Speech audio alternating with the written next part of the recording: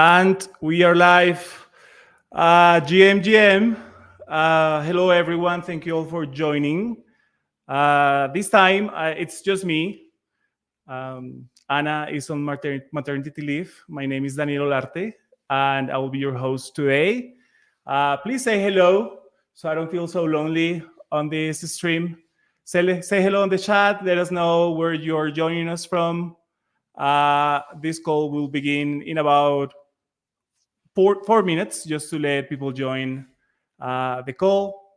As I said before, this is Daniel joining from Colombia, and very happy to be here, bringing Kuneco back for a very special occasion. Hey, Charles, Mariano, Luke, Maya, Monty, Seb, hello. Welcome back to those who are coming back. Nico, hi. Good to see you all.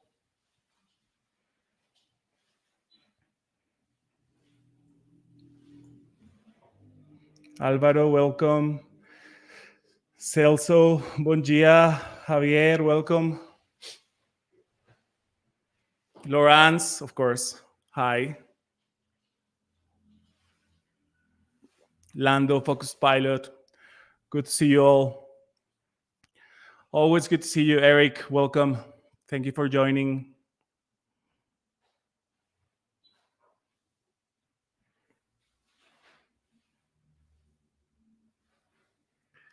Good to see familiar faces on the chat. Familiar names, I guess. 2 minutes. I'll wait 2 minutes for people to join, and then I will get started. We do have a full agenda today. Pedro, hello. Welcome.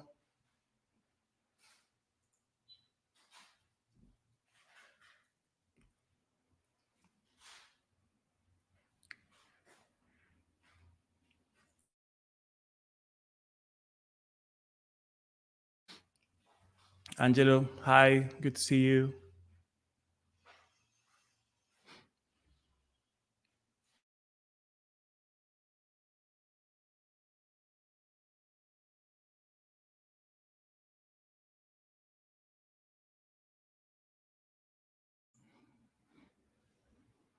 Hi, Victoria. Hey, Merrick. So happy to see your name here.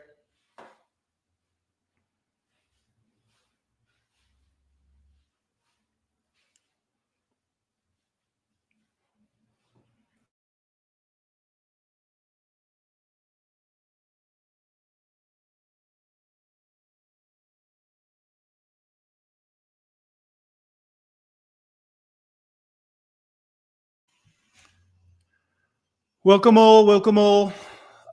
This is Kuneco, our community town hall. And just to repeat, my name is Daniel Olarte, part of the DevRel team at the Celo Foundation, and I will be your host today. I believe we can get started, but please continue saying hello in the chat. I know, next Kuneco will have music. This time it was just me.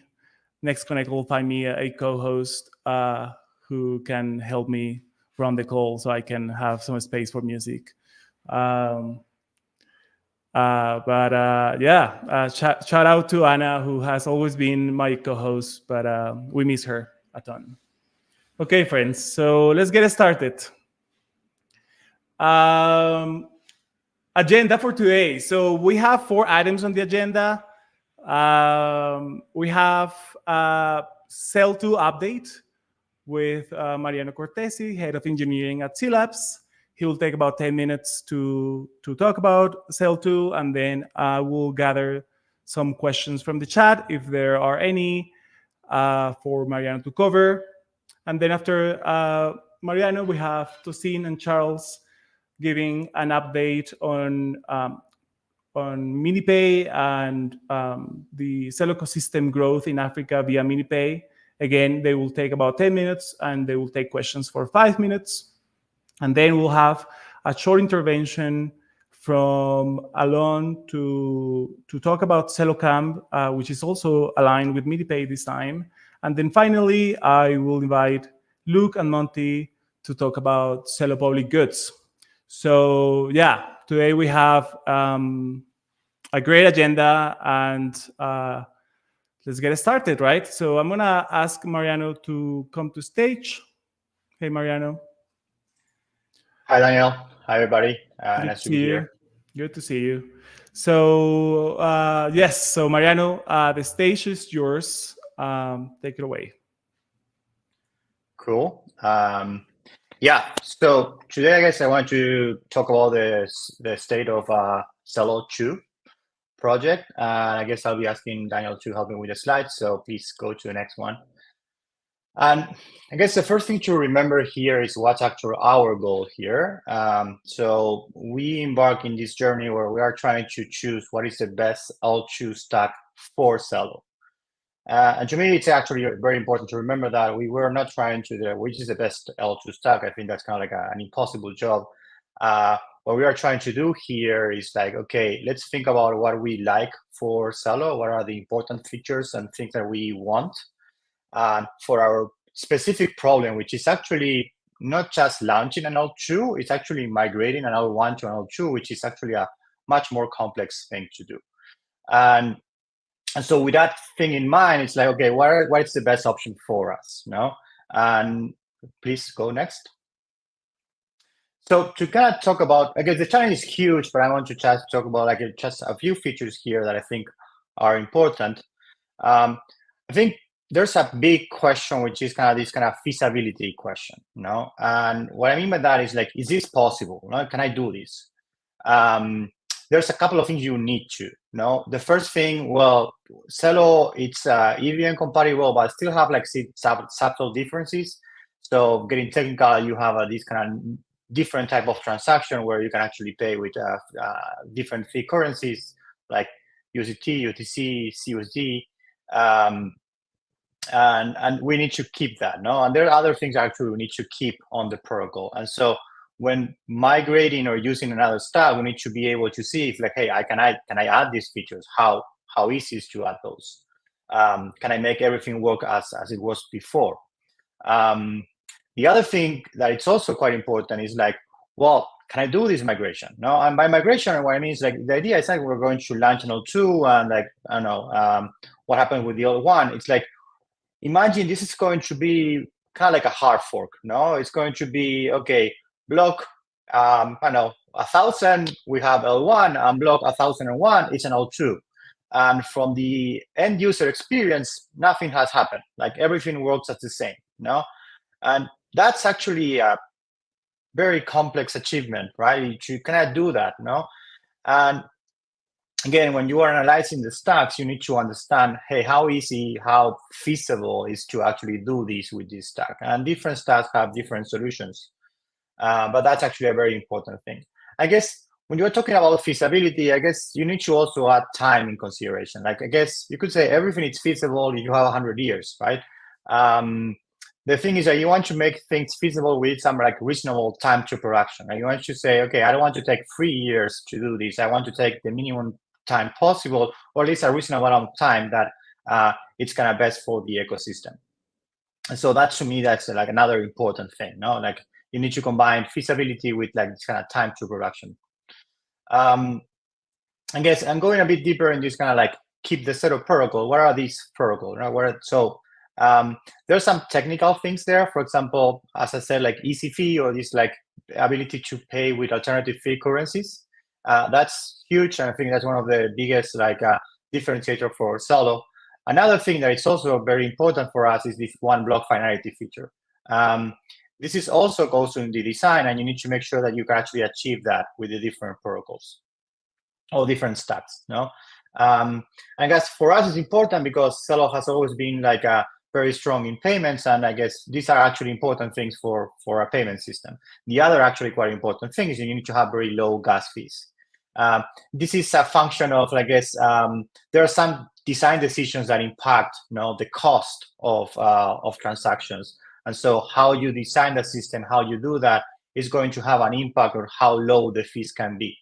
I guess there's another part on fees, which is kind of goes on congestion pricing and how scalable is your system, no? But there's another part, so there's kind of these two parts. So these are kind of, to me, maybe the big unblockers. Now, if you answer this question, then like you have something that you can work with. Of course, there's many other things, and so when we set into these, we start thinking, okay, what's the process? So then, briefly, the next. So when you go about the process, well, the first thing we ask ourselves is, what's our role? What's C-Lab's role here? We are not decisors here. We are not going to make a decision. I guess this is the community for the community to decide. But we figure it's kind of like the same thing when you want to, I don't know, buy a car and you don't know a lot about cars. So you go to the mechanic and you ask the mechanic, hey, what should I choose? And the others like, what do you want? And then you start like trying to make up questions, and it's going to provide some suggestions. So we see ourselves kind of like similar situation. Now we've been working with the core technology. We've been actually developing that, and so it's kind of our thing. We understand that. So I think we are in a good position to go and try to analyze these stats and say, okay, this is what we recommend based on, I guess, what are the inputs or the things that are important for the community. And that's actually what we try to do. And we put this kind of to the side, trying to aid the community. And for that, you've seen that we have first launched this kind of framework, which teams share on the forum, and we outline, okay, this is how we're going to analyze all these protocols, and this is how we're going to do stuff. So next, please. So I guess jumping a few months into after that, it's like, well, here we are. We've probably already seen the forum post. We ended up with a proposal where we are actually choosing, I guess, proposing is like the OP stack, no? And I think I have to say, okay, within the framework, there's a lot of categories, and if you go to the forum post, you're going to see for each category how are we thinking about that. But I think in the end, we ended up focusing on these kind of 3 criteria, which I think were like the most important ones that we end up seeing, no? And so where we could put most of our focus. So as I said actually before, time to production is one, no? And I think OP Stack is a very good choice for that. I guess there's first, maybe you start from similarity of technologies. It's very similar to technology we actually use already. I think also they've been going a long way on specing everything how OP Stack works, and you have very good documentation. It was really straightforward to go and see. And of course, if you were to move to more different technologies, well, you imagine that it's going to be harder. If you try to do something with CK, it's going to be great, but it's also going to be taking a lot more time to achieve that. And so we thought okay, OP actually shines in this category in comparison, and we see that as actually a very important thing. The second part is this Ethereum alignment, and this is actually, I guess, has come with a bit of how we're thinking about the world and how these things evolve, And what I mean by that is I think we started even before saying we're going to be an L2. We're trying to say go closer to Ethereum. We want to be following Ethereum, and Ethereum has a roadmap. Maybe sometimes it seems like it moves slow, but it does move, and you want to kind of follow that. And sometimes you have this eagerness to go and do something faster or sooner because you have that ability. But sometimes that actually it's kind of shooting yourself on the foot. So we actually went through that. We had EIP 1559 even before Ethereum, but then Ethereum implemented that, and it was actually slightly different to our implementation. So that started creating these kind of little incompatibilities that sometimes is manageable, sometimes it's actually more chaotic. And so we believe that actually probably the best strategy is to try to follow as close to possible to Ethereum, which comes with a cost actually, which is, okay, maybe I'm going to say no to these very cool features that I could use out there. I know I could use native account abstraction. I could use these other cool things that you have. Well, but you need to be very, very strategic of what kind of incompatibilities, which is trying to do something sooner, you do, because it's this game where you're playing. And so in that sense, I think OP has a very strong alignment with Ethereum, and actually it's one of the primary goals. And so in that sense, and that's why I think it's a very good choice for if you are looking the strategy this way. And finally, you have this kind of positive platform growth opportunities. What does this mean is, I guess I see blockchains are ecosystems, and economies, and in that sense, when you are choosing a stack, you are potentially choosing or joining a whole ecosystem of other L2s or other projects that are working with the same technologies. And so that actually expands the possibility of collaboration. And I think, again, OP has done a very good job at that and has become a bit of a standard. I guess you see a lot of projects actually using OP, and you have and at the same time, there's this possibility of going and joining the super chain. And again, I think it opens the doors to many possibilities, and that's how I think which is very important and very interesting for us. Okay, that's kind of for the proposal, and maybe I will end with a bit of next steps. Daniel, next. So the day after, as I said, this is a proposal. This is how Celo suggests to the community. The most important thing that needs to happen is to vote on this. And so we will have another call, and we will be basically then doing the governance proposal. After that, and if that actually happens and people agrees with this proposal, what we are thinking is trying to do this kind of testnet. And we want to, again, it takes us some time to make the decision. It was a very hard kind of decision. We want to try to move as fast as possible, and so that's why we are already thinking of, okay, this testnet, how that could be. Again, this would have two very important things. One is going to implement everything of Celo, so it would be Celo in a way. And the second thing, we are going to be migrating some, let's say, Alpha Horus into this testnet. And so by doing that, it will basically be testing this whole, I can basically hard fork Alpha Horus and I get something that works the same and no one really noticed. And we're thinking that, again, we can do that by summer 2024. So I think I'll stop there, and I'm ready for questions. Thank you, Mariano. So everyone, please type your question on the chat. I will ask the questions. I will read the questions to Mariano so he can cover them. So we have a first question here from Laurence. She says, thanks, Mariano. This was a great overview. How did CLabs weigh decentralization? OP stack decision is fantastic, but one negative is the centralized sequencer. How is CLabs thinking about that and future decentralization?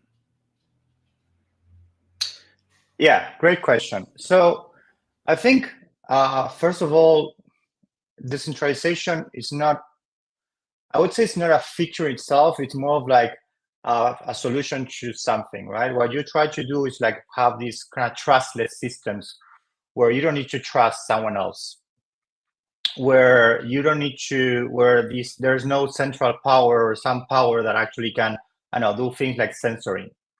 And so decentralization, it's a solution to that. And I think there's sometimes other solutions, so that's just to frame this. I don't want to just ourselves to set into, okay, this is something that I need. It's more I want to solve this problem, which is trustless systems. Now, our original proposal actually include the idea of using OP without a centralized sequencer. And I think sequencing itself, it's a topic that has been evolving, and I think there's many aspects to it. And I would say actually we are still exploring that, but I wouldn't go and say that by choosing OP you are basically choosing to do a centralized sequencer. To us, the idea is there's again different options, and I guess you have, I know, just to name a few to give you samples, right?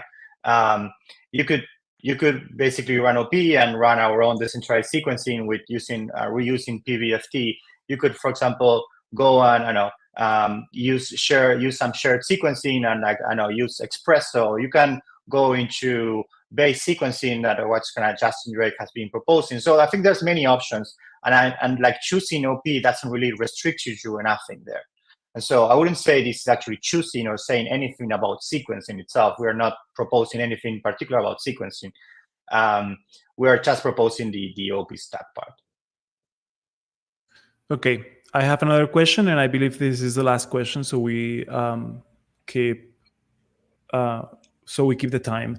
How will the new fees compare with current levels?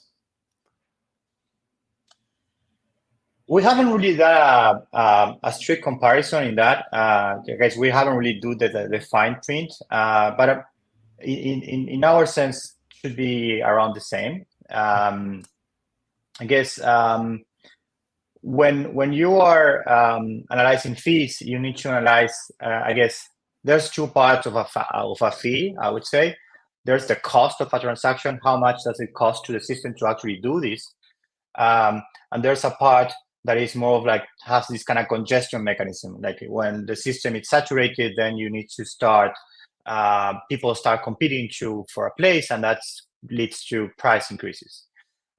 So the part we are actually interested at first is like this cost, no? And all two have a different cost structure because you need to pay for DA and you need to pay for all one fees to send things out there, right? It depends what you want to send.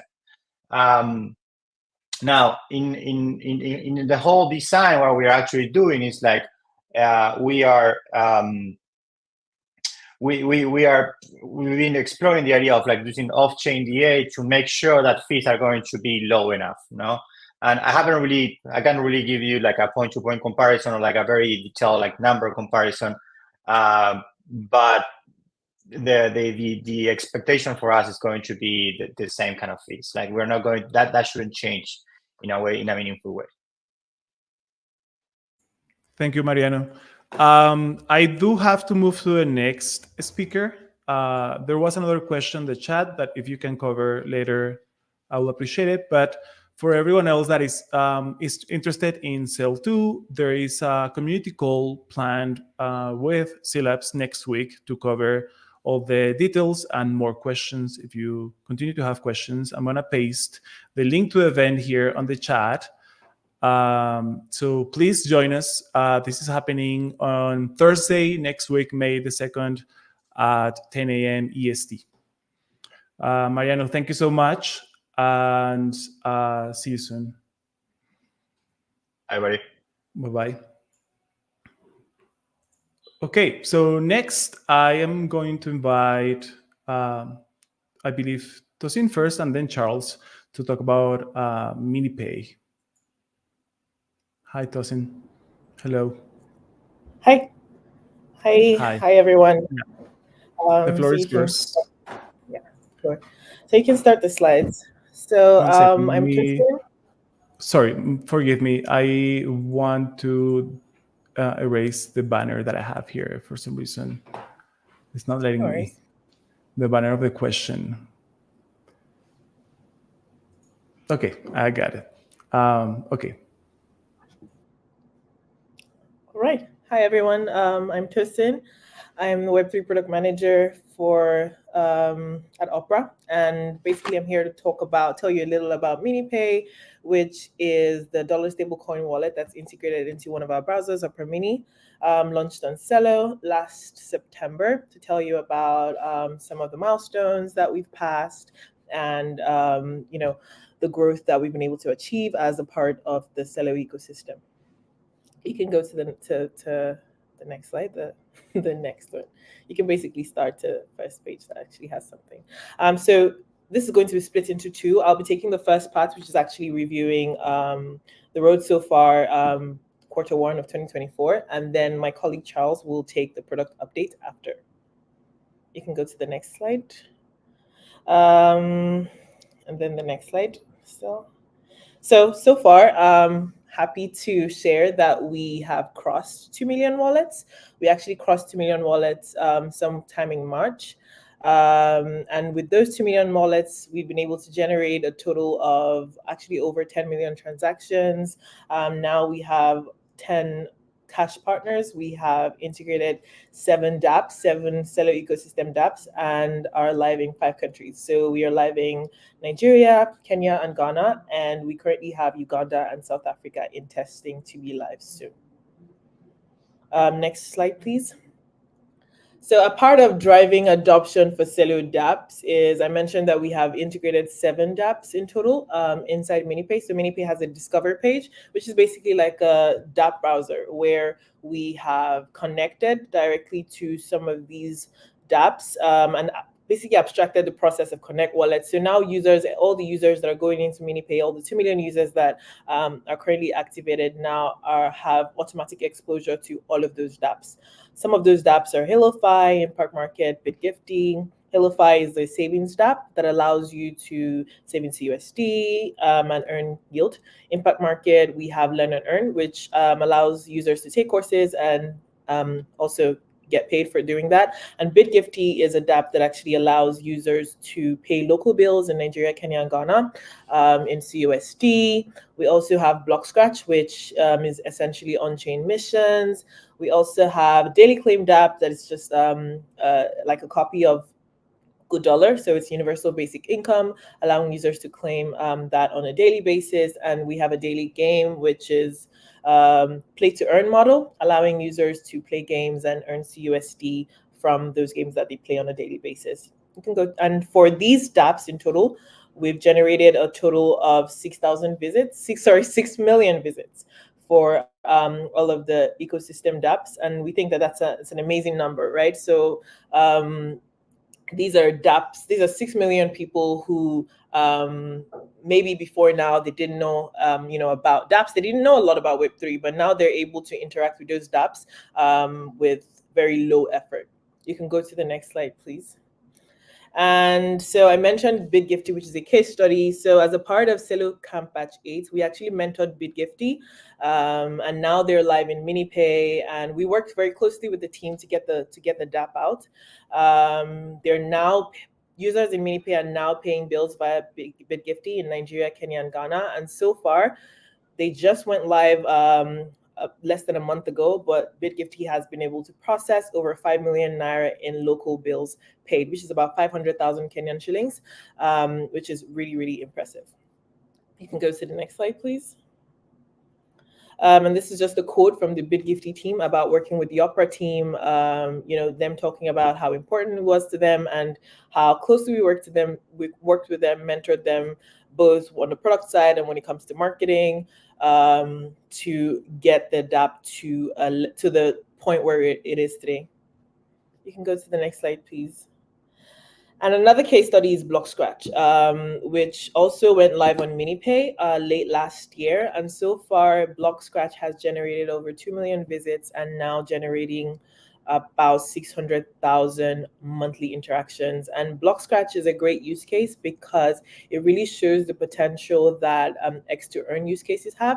Block Scratch is essentially like a dApp that offers missions for users to complete and then pays them a reward in exchange for completing those missions. You can go to the next slide. And these are some examples of just co-marketing campaigns that we have launched with the dApps that we have integrated. On the top left, we have a Valentine's rewards. With Block Scratch, it was just a limited time campaign where we had daily cards that users had to complete in order to claim the reward. And then we have also a co-marketing campaign with HaloFi that we helped promote internally inside of so as I said, MiniPay is integrated inside the Opera Mini app. So that means that we're able to also promote these dApps via in-app messages and push notifications to users who have Opera Mini installed.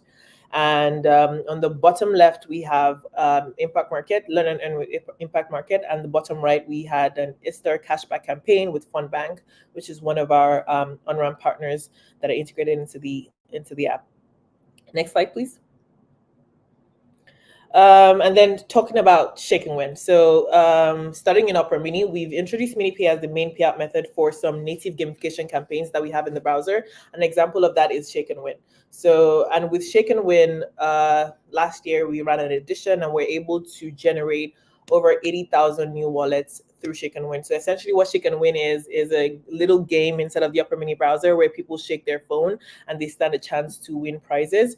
And not only did we make creating a MiniPay wallet and a challenge for people or for the users who were playing this game, but we also paid out prizes, over 14,000 prizes, 14,000 winners from Shake and Win. We paid them in CUSD. Next slide, please. And then I'd like to talk a little about our ambassador program. So we launched our ambassador program at the end of November last year, and now we actually have 200 student ambassadors. We had 100, but we just expanded to 200 new ambassadors across 80 higher institutions in Nigeria and Kenya. And our ambassadors have helped drive over 120,000 new wallets. So as you can tell, that's a lot of wallets per person. And we really like what we've been able to build with this ambassador program, because we really think it's about nurturing these small communities. Every student in every school has kind of built a smaller, MiniPay ecosystem, and every school has kind of has its own little MiniPay hub that is super active and super engaged. You can go to the next slide, please. And these are just some screenshots of our ambassadors driving user stories on social media. We have our ambassadors kind of going out to some local Web3 events to talk about MiniPay. We have them talking about, buying some things, paying some of their fees through the funds that they've been able to earn from the ambassador program. And we also even have them kind of making their own little ads and posting on TikTok, posting on X, and posting on Instagram, which is really, really refreshing to see. Next slide, please. And then we have a little video to show you, which is essentially users in Nigeria talking about MiniPay. MiniPay because it's very easy. I like MiniPay because MiniPay is easy to use. MiniPay is swift, MiniPay is awesome. I love the app. MiniPay has been a very great platform. I love MiniPay because it is easy to use. MiniPay, damn, that's fast. It is faster, it is quicker, it is smooth. The MiniPay on Opera has been a very good innovation. I prefer it better than the previous form of payment. That's my favorite. It's very easy to access. You can easily operate your MiniPay wallet in as much you can read and write. It makes things like crypto, which is complicated, easy. It takes very, very, very, very little time. At tops 2 minutes for you to register using your mobile number. With the Google backup feature, I'm very confident that my assets are safe. Even if I'm not with my phone, my assets are already backed up. I will advise anyone willing to, make use of MiniPay. Long life Opera Mini, long life MiniPay. Love you all. So we hope you enjoyed watching that as much as we enjoyed compiling it. I think the main comment that we've gotten from people is that MiniPay doesn't feel like a crypto wallet, and yeah, we love that. So I'm going to pass it along to Charles now, who's going to cover the product update. Thank you, Tosin. MiniPay is really about simplicity, and it's great to hear that our users see that in the product. So I just wanted to give you now a bit of an overview of what we shipped in the last quarter and a bit of a preview of what's coming. Next slide. First of all, we're not only building the product and doing all these activities that Tosin mentioned, but we're also kind of bootstrapping a use case ourselves through Opera News. So Opera has a different product called Opera News, where we have content writers writing content every month, and these people are based in everywhere in Africa. And we're starting now to use MiniPay and Celo Dollar as the payout method for these people, which they really appreciate, because that gives them access to a stable form of value and very easy to use in MiniPay. So we've now started that, and we're paying out over 1,000 writers every month through that. Next slide. One thing we've shipped this quarter is Add Cash and Withdraw 2.0. That's kind of our internal name for it. But basically, that's the cash in, cash out experience within MiniPay, which is super important, right? You want easy payments and easy ways to get in and out with local currency. And we've taken an approach there where we integrate with the best partners and many times multiple partners within the same region to really have the best coverage and the best prices. And we expose that through this quote selector now, where people can feel confident that they get the best deal and the best experience with their local payment methods. Next slide. Another big pain point of typical kind of cash in, cash out experience in crypto wallets is, it's hard to know where the money is, right? When it's going from fiat and to crypto and vice versa.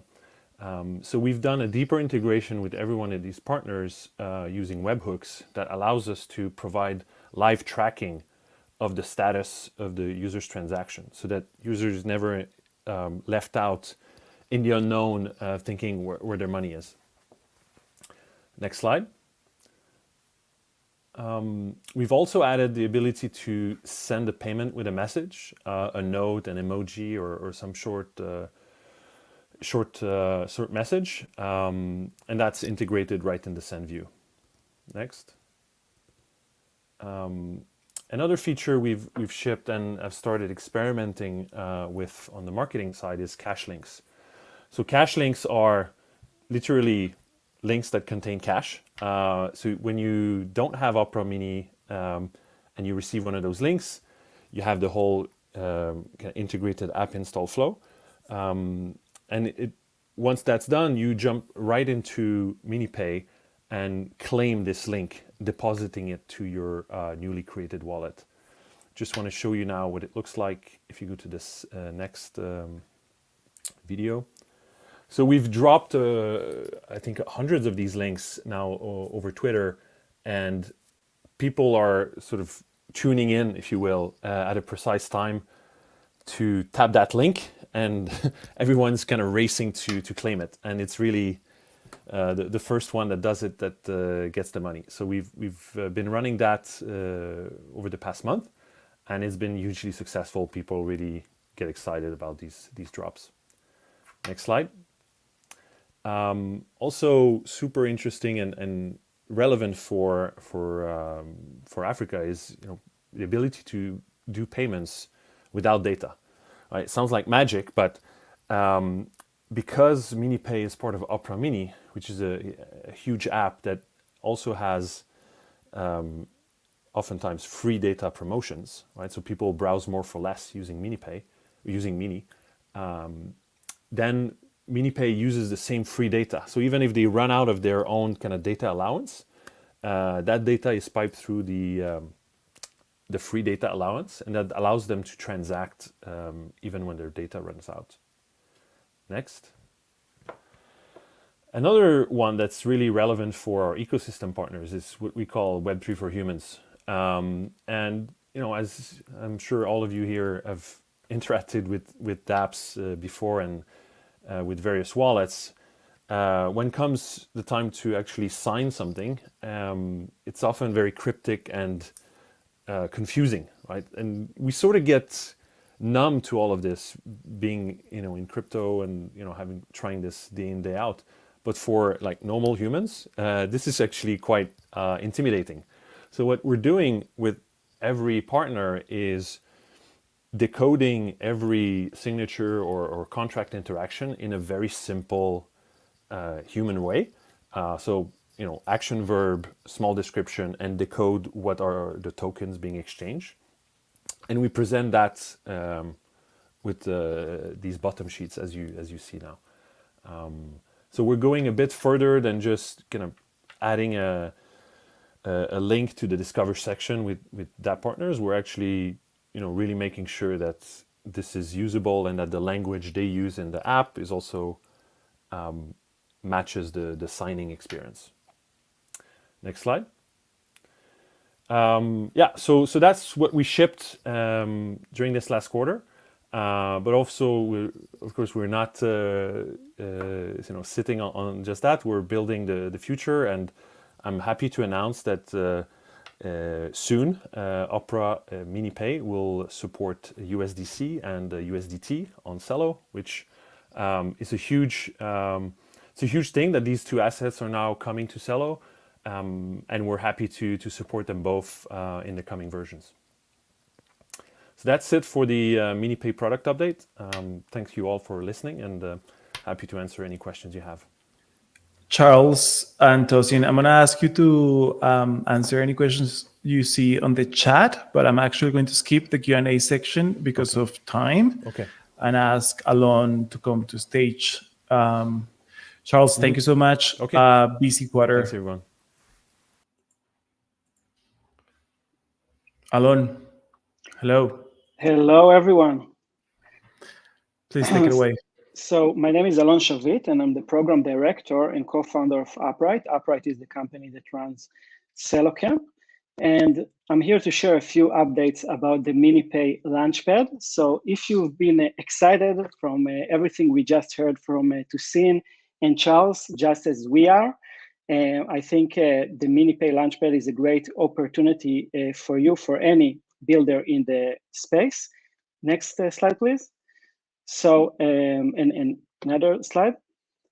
So, our mission is to accelerate Web3 founders who go to market in Nigeria, Kenya, Ghana, and South Africa. And it's an 8-week program jam-packed with workshops and mentorship, business development sessions from industry leaders. I can mention Eco VC and IDO, Presenti, Verda Ventures, mentors from organizations like MetaMask and Flory Ventures, and many other great partners. And the camp also presents mingling and collaboration opportunities with other builders in the Celo ecosystem, in our alumni. And I was very proud to see a lot of our graduates on MiniPay. Next slide, please. So the reason we are very excited about blockchain is in Africa is the potential for adoption, the still large unbanked population that is there, and the 80% of the population that has access to mobile phones that makes the continent ripe for mobile-first solutions. Next slide, please. And to wrap up the batch 8, we had a wonderful demo day that brought use cases, a really wide variety of use cases, and almost 700 members of the community voted for the winners of the first MiniPay Launchpad. And we are very proud that our grand winner, BitGifty, got onboarded to MiniPay. I can also share that Zoth, one of our graduates, just raised $2.5 million led by the Blockchain Founders Fund.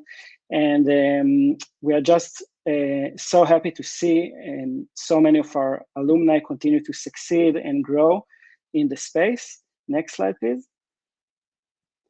And yeah, so now is really the perfect time for anyone that is building in Web3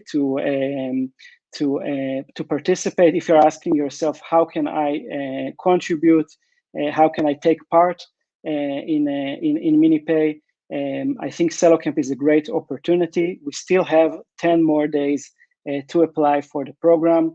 More than 100 startups already applied, and we onboarded more than 15 mentors that are waiting for you with really great perks, prizes, and everything you need to succeed building on Celo, building together with MiniPay. So we are looking forward to receiving your applications.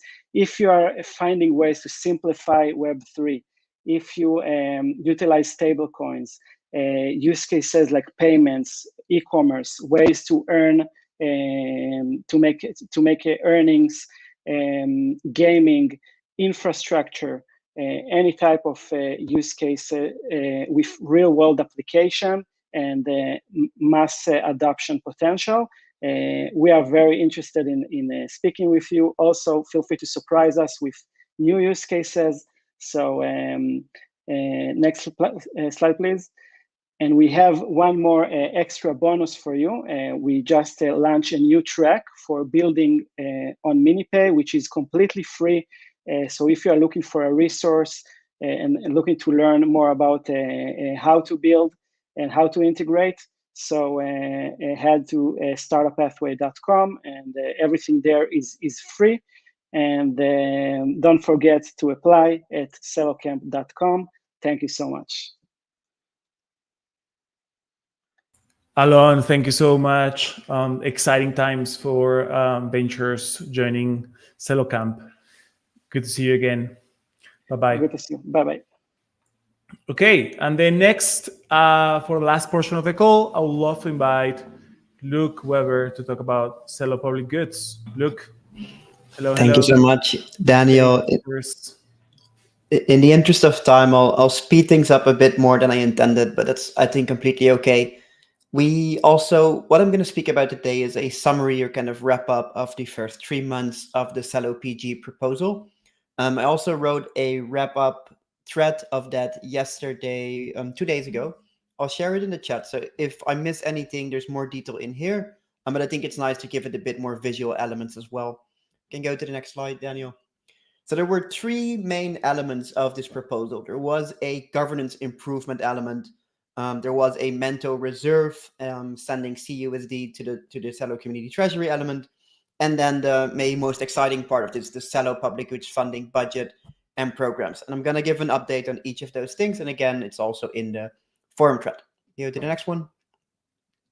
When it comes to governance, especially prior to the CGP, which was CGP 115, we had a period of multiple proposals going to forum and then going up for vote, but not reaching quorum. And it started to get a bit almost spammy from that perspective. So there was a lot of things on the forum and on the governance vote. So one of the things we changed with this proposal was raising the minimum Celo required to submit a proposal from 10 to 10,000. That's still relatively low compared to other blockchains in the space. Some of them even have like 1 million or like 1% equivalent. And we felt that 10,000 is a good balance. The result of that is that from the past, the 15 proposals after the Celo Public Goods proposal, we actually had 93% reach quorum compared to 53% only on the 15 before the proposal. So you can already see that the significance of proposals that actually make their way to a vote and then having enough importance for people to actually vote on it to the degree that it reaches quorum has increased a lot with a relatively small change. Another element that we started doing is finally rewarding guardians and CGP editors for the efforts they're doing in Celo governance. And as a result, we've been able to double the monthly governance calls. And I think that also really increases the amount of dialogue around governance around the Celo ecosystem. So I'd consider this really good progress so far, and I'm really happy that we're actually seeing the results that we're hoping for. Next page, Daniel. Another element of the proposal that was quite interesting is after the initial proposal passed, stakeholders were flagging, hey, we actually feel that the market is picking up, and there was an element of this proposal that included converting some of the Celo to be sent back from Mento, getting that sent back instead in CUSD, but using some form of a kind of conversion rate. And stakeholders said, hey, we feel that it's maybe better to do that in 6 tranches instead of 1 tranche. So there was a follow-up proposal that we made, CGP 118, to instead of doing that in 1 bulk transfer that took the 30-day average of 1 moment, we're now doing this in 6 tranches that each take 30-day average from the moment of transfer, which is each 15th of the month. And here's why. Again, I'm happy to share that the results are positive. So far, we've had 3 tranches for a total of 5.5 million Celo returned. If the prices do continue, or kind of if the average price of Celo remains equal to what it has been, we're actually going to be able to still get 84 million-ish Celo back from the Mento reserve, which is about 2.3 million more than the initial version of the proposal. So kudos to those that kind of called out the market conditions. I think we made a bet, but it turned out to be the right bet, and I'm happy with that. Can go to the next one. Before moving on, I want to do a quick round of thank yous for all the Celo public good stewards. When we started this journey a couple of months ago, we didn't exactly know what we were going to kind of put ourselves into, but I'm really happy to be working with each of them. I think that they're really bringing their value. For example, Daniel hosting the Kuneco, I think it really shows that these are the people that should be in a stewarding role because they really care about Celo. You get to the next one. Looking at the overall program and budget, so a big element of the Celo public goods proposal was also providing a bit of guidance on treasury spending for other programs. And there were 3 programs that received a budget: the regional DAOs, the Celo project incubation, and Celo grants and RFPs. 6 proposals were submitted in 3 different categories. And out of those 6, 5 actually passed Celo governance. For a total of 1.1 CUSD and 100K Celo. As you can see in the overview, the regional DAOs have, there's $44,000 left for this H1 period for regional DAO proposals. On Celo project incubation, Celo Camp actually passed the governance process, and that means that there's no budget left for Celo project incubation. As a side note, there were 2 other incubation players that came in after the budget was already spent, but we also worked with them to allow them to go directly to the Celo treasury because we realized that, hey, there seems to be a lot of traction for their proposals, and those also passed.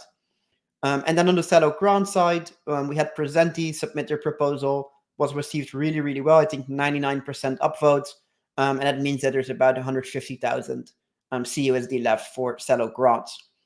Another thing to mention here is that when the proposal was submitted, it turned out that the proposal allowed the stewards to claim 100,000 CUSD too much. So the on-chain element allowed the group to potentially claim more than they were supposed to, according to the budget. And that was the first transaction that happened. So the first transfer was claim 100,000 from the contract and send it right back to the Celo Community treasury. Can you go to the next one? So diving into the specific Celo PG programs, the Celo public goods platforms that we have developed, GG20, Climate Round, Celo RPGF, and also the upcoming programs. I'm going to give an overview of each. And at the end, we might actually, I don't think we have time for questions, but I'm just going to provide an update on each then.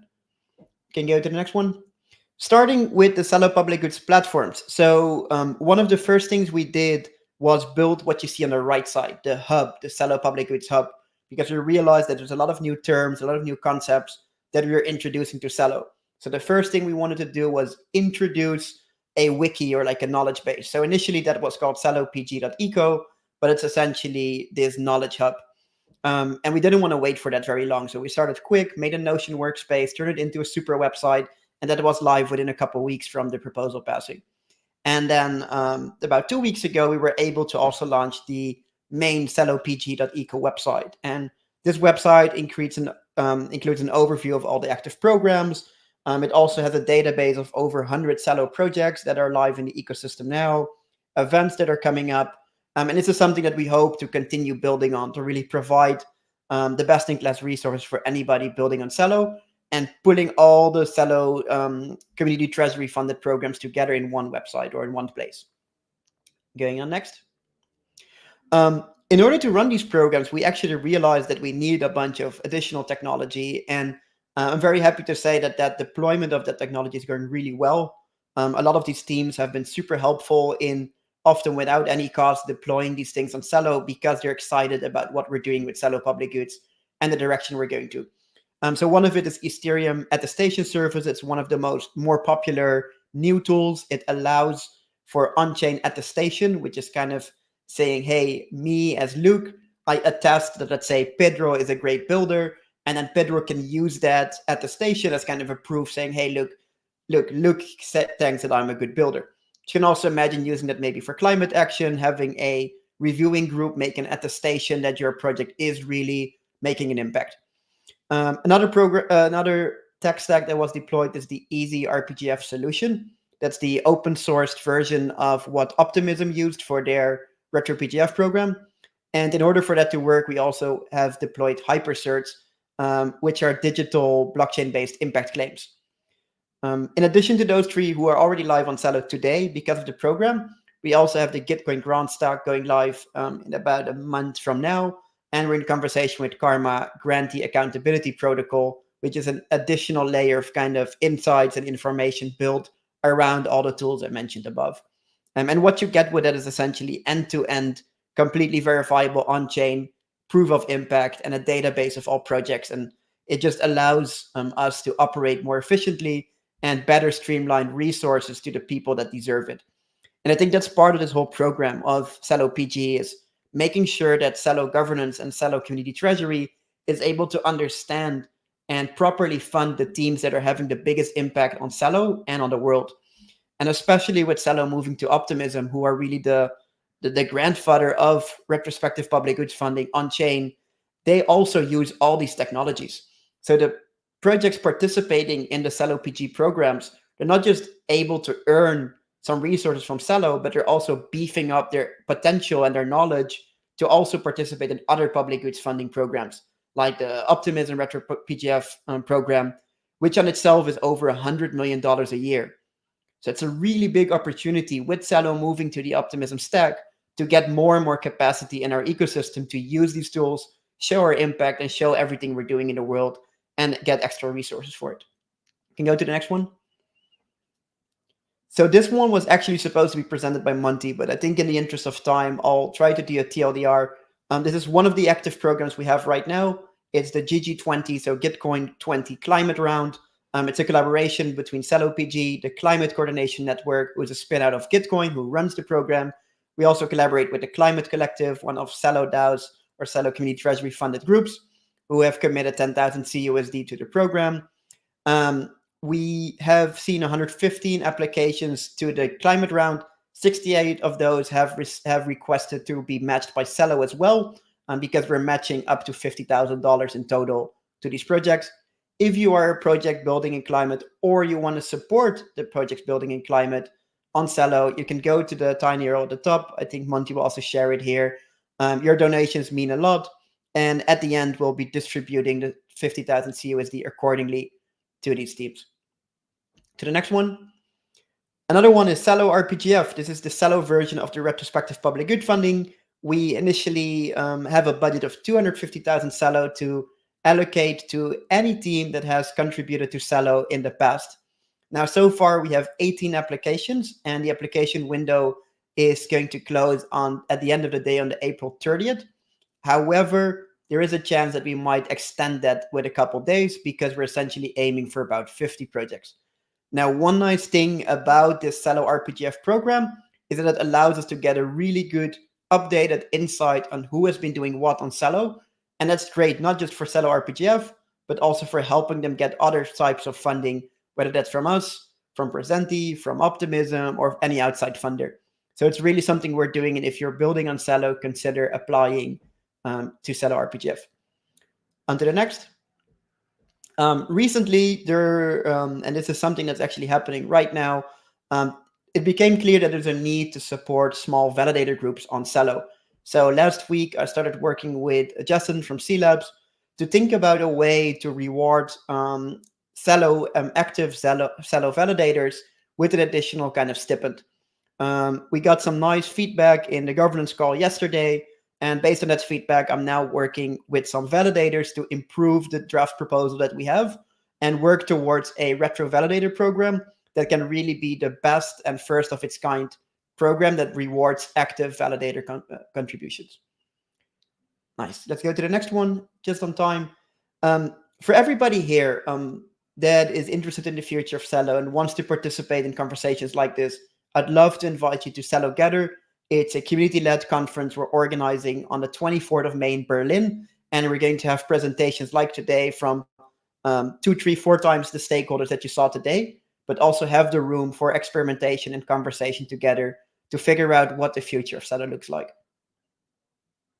Luke, that was awesome and perfectly timed. This is 60 minutes after we started this call. Thank you all for joining. Thank you all for your hard work and your contributions to the Celo ecosystem. And just a reminder that Kuneco is back, hopefully on a bi-monthly basis. So stay tuned for more. And then just to reiterate, please attend the call next week, the community call with Celo to talk more about Cell 2. Thank you all for joining. Really a pleasure to be here sharing this space with you. Have a good day and a good weekend. Goodbye. Thank you all so much. Ciao, ciao.